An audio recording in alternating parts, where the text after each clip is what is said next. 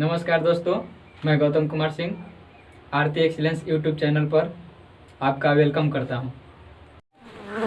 आगे नोट लिखा गया है, ये भी रिमाइंडर थ्योरम का ही पार्ट है। इसमें नोट लिखा गया ये है कि P को Q से यदि भाग देने पर शेषफल R बचता है।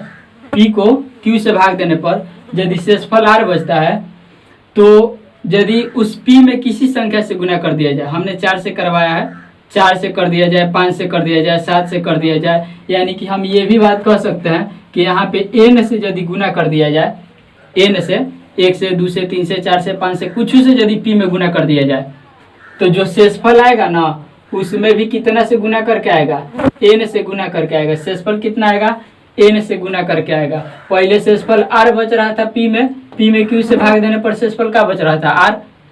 अब P में n से गुना कर दिए, तब जब Q से भाग देंगे तो शेषफल क्या बचेगा, उस शेष में n से गुना करके बचेगा। हम उदाहरण से आपको समझाएंगे। देखिए यहाँ पे यदि बात किया जाए यहाँ पे कि कोई संख्या 23 है, चाहे कोई संख्या मान लिया जाए कि 22 है। अब इस 22 में हम यदि 5 से भाग दे रहे हैं, ध्यान से देखिएगा, 5 से भाग दे रहे हैं मतलब 22 जो है किसका मान हो गया, P का मान। किसी संख्या को मतलब 22 को, यानी कि 22 P के मान हो गया। बोला Q से भाग देने पर यदि हम 5 से भाग करें तो यहाँ पे Q के मान कितना हो गया, 5 हो गया। Q के मान 5 हो गया। अब भाग दीजिएगा तो 4 बार में जाएगा, शेष कितना बच जाएगा ना, शेष कितना बच जाएगा, शेष 2 बच गया। आई बात समझ में आपको, शेष 2 बच गया। अब बोला है यहाँ पे लिखा गया है तो ये जो है किसका मान हो जाएगा, ये जो है R का मान हो जाएगा, ये R का मान हो जाएगा। अब यहाँ पे है कि NP मतलब क्या, P में किसी संख्या से गुणा, N मतलब किसी नंबर से गुणा, है ना। तो यदि इसमें हम यदि गुना कर दे 2 से, तो 22 है तो 2 से यदि गुना कर दे, 22 में 2 से यदि गुना कर दे तो संख्या हमारे पास P के मान कितना हो जाएगा, P के मान हो जाएगा कितना, 44। अब इस 44 में यदि हम उसी संख्या से मतलब Q से ही भाग दें तो Q से भाग दें मतलब कितना से भाग दें, 5 से, तो 8 बार में जाएगा कितना आएगा, 40। तो शेषफल कितना आ जाएगा, शेषफल 4 आ जाएगा। तो देखिए शेषफल कितना आया, यहाँ पे 2 और यहाँ पे शेषफल कितना आ गया, 4 आ गया। 4 क्यों आया, क्योंकि संख्या में हमने क्या किया, 2 से गुना कर दिया, संख्या में हमने 2 से गुना कर दिया। तो शेषफल भी जो आया उसमें कितना से गुना करके आ गया, 2 से गुना करके आ गया। आई बात समझ में, मतलब यदि संख्या में हम लोग 2 से गुना करते हैं तो शेषफल में भी 2 से गुना करना पड़ेगा, तब बात बराबर होगी, है ना। कभी कभी होता ये है कि यदि हम लोग शेषफल में गुना करें और वह जो है बड़ा आ जाता है। देखिए यहाँ पे थोड़ा सा समझिएगा, यदि मान लिया जाए कि इसमें हम लोग 4 से गुना कर दिए होते, मैंने P के लिए 22 गुना 4 कर दिए होते, P में 4 से गुना कर दिए होते तो कितना आता, 88 आता। अब इस 88 को यदि हम लोग 5 से भाग दें, 88 को हम लोग यदि 5 से भाग दें तो एक बार में 5, 3, 8 और 5 7 35, शेषफल कितना आ गया, 3 आ गया। शेषफल कितना आ गया, तो यहाँ पे हम लोग 4 से गुना किए थे, ध्यान दीजिएगा, 4 से गुना किए थे तो शेषफल में भी तो 4 से गुना करके ही आना चाहिए था, मतलब शेषफल भी 8 आना चाहिए था। लेकिन आप जरा सोचिए कि शेषफल 8 आएगा, शेषफल यदि 8 आएगा, अब भागा कितना से देना था, 5 से ही देना था। तो भागा 5 से देना था तो शेषफल 8 कभी बचेगा, शेषफल हमेशा छोटा बचता है ना। यानी कि यदि, इसीलिए यहाँ पे बाटा में क्यों लिखा गया कि यदि R जो है ना, R में यदि हम लोग N से गुना कराएं, जो शेष है उसमें यदि हम लोग संख्या जो दिया गया है जिससे गुना कराया गया है यहाँ पे, उससे यदि गुना कराएं और यदि शेष के मान बड़ा आ रहा है तो एक बार फिर से भाग देना पड़ सकता है। जैसे अब इसको हम लोग इतना नहीं करते, 4 से गुना नहीं करते, है ना, डायरेक्ट क्वेश्चन में लिखा जाता, हम लोग क्वेश्चन देखेंगे समझ में आएगा आपको बेहतर तरीका से। यदि बोलता कि P में 5 से भाग देने पर शेषफल 2 बच रहा है, तो बोलता है कि यदि P को 4 गुना कर दिया जाए तो नया शेषफल क्या बचेगा, P को 4 गुना कर दिया जाए, तो P को 5 से भाग दिया जा रहा है तो शेषफल 2 बच रहा है। और यदि क्वेश्चन ये कह दे कि यदि P को 4 गुना कर दे तो शेषफल क्या होगा, तो नया का जो शेषफल होगा ना वह शेषफल भी क्या हो जाएगा, पहले 2 बच रहा था तो शेषफल भी कितना हो जाएगा, 4 गुना हो जाएगा। 4 गुना बोले मतलब कितना हो जाएगा, 8 हो जाएगा। लेकिन आपके अंदर ये बात समझदारी होनी चाहिए कि भागा तो 5 से देना था और शेषफल 8, ये तो संभव ही नहीं है। इसका मतलब कि एक बार फिर से इस 8 में हम लोग 5 से भाग देंगे, है ना, 5 से भाग देंगे और एक बार में जाएगा और शेषफल कितना हो जाएगा, 3 सही जवाब हो जाएगा। तो इसी कंसेप्ट पे ये नोट लिखा गया है ना। अगला दूसरे का नंबर नोट बी को हम लोग समझते हैं। देखिए बी में लिखा गया है, बी में लिखा गया है कि पी स्क्वायर को क्यू से भाग देने पर शेषफल जो होगा, देखिए पी में भाग दे रहे थे क्यू से तो शेषफल आर बच रहा था, तो पी को जब स्क्वायर कर देंगे ना तो जो शेष होगा उसमें भी क्या करना पड़ेगा, स्क्वायर। यानी कि जो ऑपरेशन आप करते हैं किसके साथ, इसके साथ, वही ऑपरेशन करना होगा किसके साथ, शेषफल के साथ। सेम यहाँ पे स्क्वायर, यहाँ भी स्क्वायर, यहाँ एन से गुना तो यहाँ भी एन से गुना, यहाँ पे क्यू तो यहाँ पर भी क्या करेंगे, क्यू करेंगे। ये बात बोला गया। यदि क्वेश्चन में इस तरह से बोल दे कि किसी संख्या को 6 से भाग देने पर 3 शेष बचता है, तो उसी संख्या के घन को 6 से भाग दिया जाए तो शेष कितना बचेगा। तो घन को बोला ना, तो शेष, घन मतलब पावर 3, तो शेष के भी क्या कर देंगे, पावर 3 कर देंगे, है ना। और यदि 6 से बड़ा हो रहा है तो 6 से भाग दे देंगे, क्वेश्चन मिलेगा। देखिएगा यहाँ पे नोट नंबर 2 में लिखा गया है कि यदि मान लिया जाए कि 2 संख्या है, यदि कोई 2 संख्या है तो देख लेते हैं। यदि मान लिया जाए कि एक संख्या है हमारे पास 26 और एक संख्या है हमारे पास 28, 2 संख्याएं हैं, इसको भी हमने 5 से भाग दिया, 5 बार में गया, शेषफल कितना बचा, 1। इसको भी हमने 5 से भाग दिया, 5 बार में गया, शेषफल कितना बचा, 3। शेषफल 3 बचा। मतलब इसको हम लोग यदि p कहें, इसको हम लोग यदि t कहें तो p को भी 5 से भाग दिया गया, 5 को यदि q मान लें तो p को भी 5 से भाग दिया गया तो शेषफल 1 आया, और t को 5 से भाग दिया गया तो शेषफल कितना आया, 3 आया।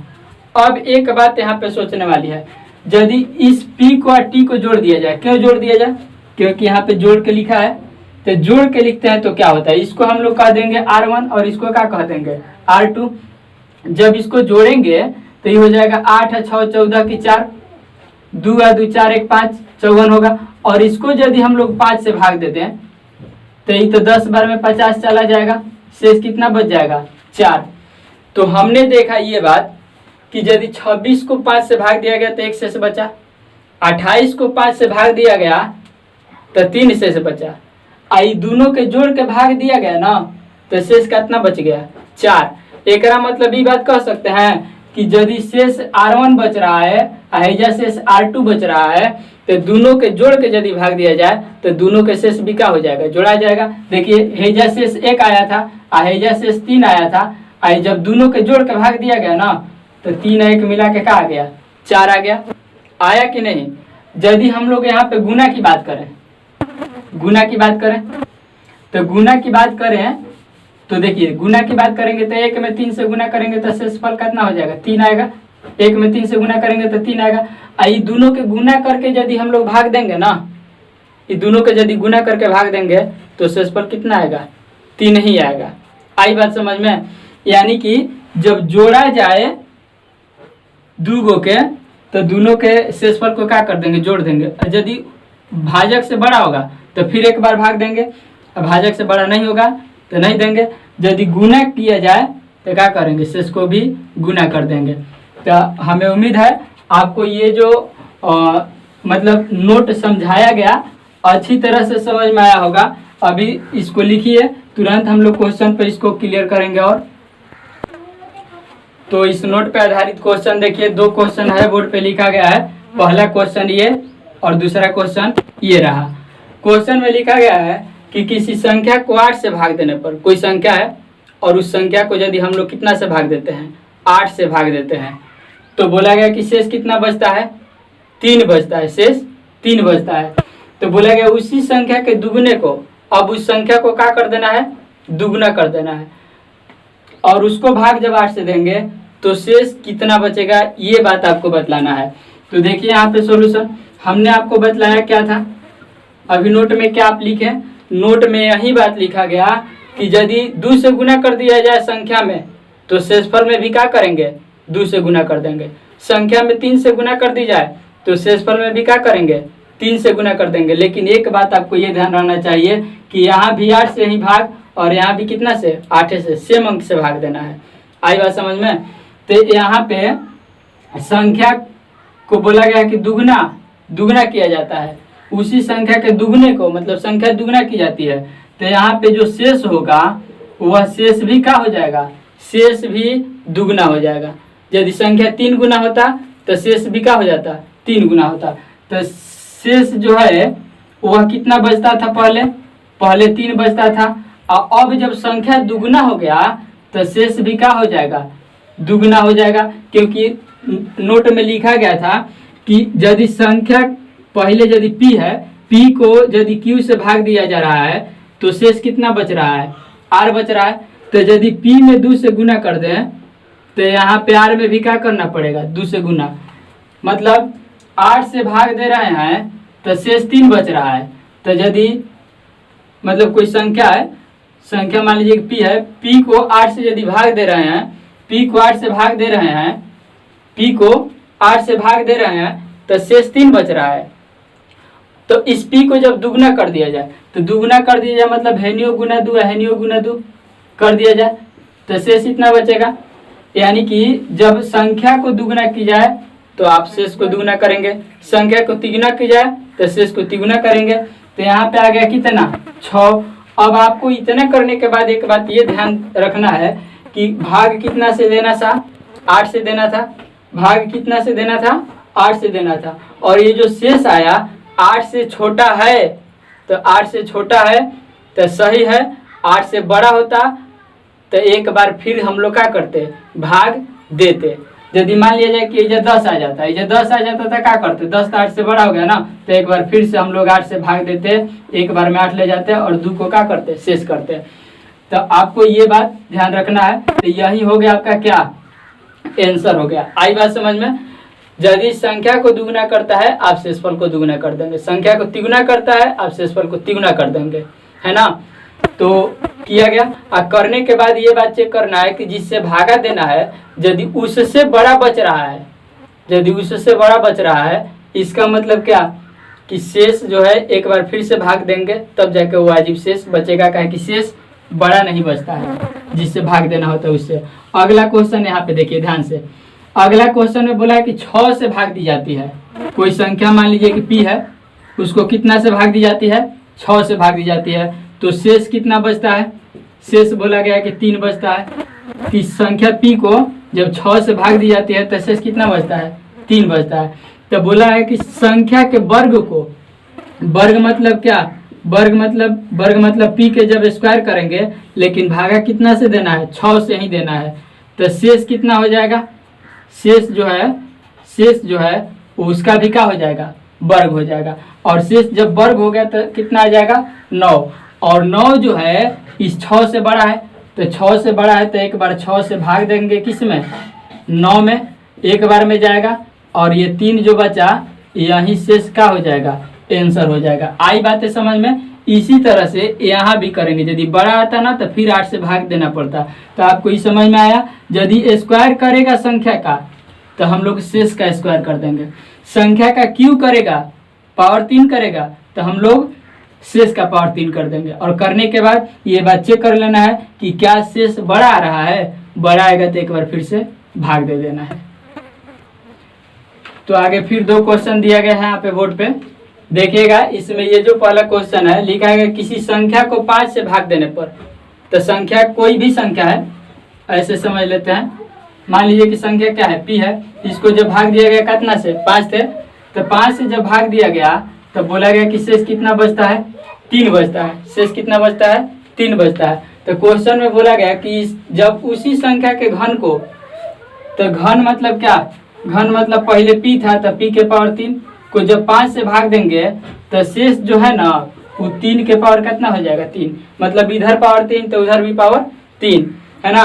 तो जब करेंगे इसको तो ये आएगा कितना, 27। भाग 5 से देना है, और शेष 27, ये तो गलत बात है, क्या कि भाग 5 से देना है तो शेष 5 से छोटा बचना चाहिए। इसलिए क्या करेंगे कि 27 को 5 से भाग देंगे, जाएगा 25, और यहाँ पे 2 जो है यही शेष बच जाएगा, यही आंसर हो जाएगा, है ना। इसको इतना मतलब कि लंबा चौड़ा लिखने की जरूरत नहीं है, आपको डायरेक्ट करना है कि 5 से भाग दिया गया तो शेष 3 आया, तो बोल दिया कि घन करने पर मतलब शेष 3 है तो घन मतलब होता है 3, तो कर देंगे, तो करेंगे तो आएगा 27। अब भाग 5 से देना है तो 27 तो शेष बचेगा नहीं, और इस 27 में 5 मतलब 5 से भाग दे के और दूसरे फल को लिख देना है। आई बात समझ में। अगला क्वेश्चन देखिए, यहाँ पे है, क्वेश्चन में लिखा गया कि कोई संख्या x है, तो सॉल्यूशन यहाँ पे देखिएगा, संख्या जो है क्या है, x है, उसको भाग दे रहा है कितना से, उसको 4 से भाग दे रहा है, और 4 से जब भाग दे रहा है तो शेष कितना बच रहा है, शेष बोला कि 3 प्राप्त हो रहा है। जब संख्या x को 4 से भाग दिया गया तो शेष 3 बच रहा है। तो क्वेश्चन में बोला गया कि 2x मतलब क्या, x में 2 से गुना किया गया, अब इसको जब 4 से भाग देंगे तो शेष जो है कितना बचेगा, तो इधर 2 से गुना, तो हेनियो का 2 से गुना, होने पावर 3 तो होनियो पावर 3, तो हेने 2 से गुना तो होनियो 2 से क्या हो जाएगा गुना, यानी कि शेष क्या होगा 6 होगा। लेकिन समझना ये है, भाग तो 4 से देना था, और 4 से भाग देंगे 6 शेष आएगा, ये तो गलत है, शेष तो 4 से छोटा आना चाहिए। तो इस 6 में क्या करेंगे, 4 से भाग देंगे, एक बार में 4 जाएगा, और यहाँ पे शेष कितना हो जाएगा 2 हो जाएगा। तो इस तरह से नोट के अप्लाई करके हम लोग क्वेश्चनों को बनाएंगे। अगला क्वेश्चन, फिर 2 क्वेश्चन लिखा गया बोर्ड पे, तो देखिए अगला क्वेश्चन जो ये लिखा गया है कि 2 संख्याओं को 33 से अलग अलग भाग देना है। जैसा कि नोट नंबर 2 लिखा गया था, उस 2 में 2 संख्या था, एगो p था और दूसरा का t था, तो बोला गया कि 2 संख्याओं को जब अलग अलग भाग दी जाए, तो उसमें नोट में क्या लिखा गया था कि p को जब q से भाग दिया जाए, और t को भी यदि मतलब जब इसको भाग दिया जाए, और शेष का बचे r1 बचे, और जब t को q से भाग दिया जाए और शेष r2 बचे, तो बोला गया था कि p प्लस t को यदि q से भाग दिया जाए तो शेष जो है क्या बचेगा, r1 प्लस r2 बटा q बचेगा, ऐसा बोला गया था। मतलब कि अलग अलग संख्याओं में यदि एक ही संख्या से भाग दिया जाए, है ना, आई दोनों संख्या को यदि जोड़ के भाग दिया जाए तो शेष का बचेगा, तो दोनों शेषों को क्या करना होगा, जोड़ देना होगा, और जोड़ने के बाद यदि बड़ा आ जाए तो एक बार फिर से भाग लगा देना है। यानी कि देखिए यहाँ पे बोला है 2 संख्याओं को अलग अलग, तो 2 संख्या मान लेते हैं कि एगो का है p है, और उसको भाग कितना से देना है 33 से, तो q को हटा के हम क्या लिख देंगे 33, तो शेष कितना बचेगा r1 मतलब क्या, शेष क्वेश्चन में लिखा है कि 21 बचेगा, लिखा है 21 बचेगा। और फिर लिखा गया कि दूसरी संख्या, तो दूसरी संख्या t मान लिए, और उसको यदि भाग दिया गया 33 से, तो बोला गया कि शेष कितना बचता है 28 बचता है, मतलब r2 का मान कितना हो गया 28 हो गया। तो p प्लस t को यदि जोड़ के 33 से भाग दिया जाए तो लिखा गया है का कि शेषफल जो होगा r1 प्लस r2 बटा q होगा। तो r1 प्लस r2 बटा q यदि हम लोग करते हैं, शेष जो होगा यहाँ पे देखिए, शेष ये जो शेष आएगा वह r1 प्लस r2 बटा में q, तो r1 के मान है कितना 21, r2 के मान है कितना 28, तो इसको हम लोग डायरेक्ट लिख देते हैं कि 21 प्लस कितना 28 और बटा में कितना 33। 21 और 28 को यदि जोड़ेंगे, 21 और 28 को जोड़ेंगे तो आएगा 49 और बटा में 33। 49 जो है 33 से बड़ा है, तो 33 से बड़ा है तो एक बार भाग लगा लेंगे इस तरह से, देखिए 33 से भाग लगा लेंगे तो यहाँ पे एक बार में आएगा 33, यहाँ पे बचेगा 6 और यहाँ पे बचेगा 1। अतः शेषफल जो होगा वह हो जाएगा कितना 16 आंसर होगा। आई बातें समझ में। अगला क्वेश्चन यहाँ पे देखिए, अगला क्वेश्चन लिखा गया कि यदि n को 6 से विभाजित किया जाए, तो ये तो बिल्कुल आसान है। n को 6 से विभाजित किया जाए, तो n को 6 से यदि भाग दिया जाएगा तो बोला गया है कि शेष कितना बचता है, तो 4 बचता है। तो बोला गया कि 2n को जब किया जाए यानी कि n में जब 2 से गुना कर दिया जाए और तब 6 से विभाजित किया जाए तो शेष जो बचेगा वो भी कितना बचेगा, जब है ने 2 से गुना तो ओनियो 2 से गुना, यानी कि शेष कितना बचेगा, 8 बचेगा। और आपको पता है कि जिससे भाग देना होता है उससे छोटा शेष बचना चाहिए, और भाग 6 से देना है, शेष 8 बचा है, तो एक बार फिर से 8 में इस 6 से भाग दीजिएगा और शेष कितना आ जाएगा, 2 आ जाएगा।